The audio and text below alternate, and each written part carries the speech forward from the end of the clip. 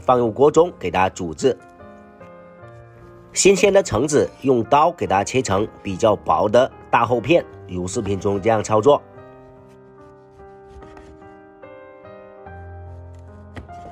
然后用刀削去外皮的部分。切好的橙子一同放入锅中给它煮制。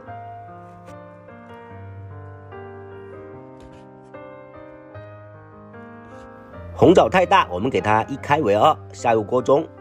老冰糖也下入锅中。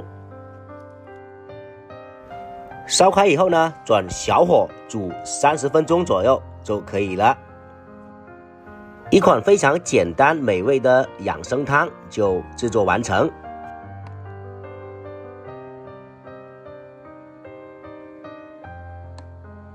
熬好以后盛入碗中放凉就可以。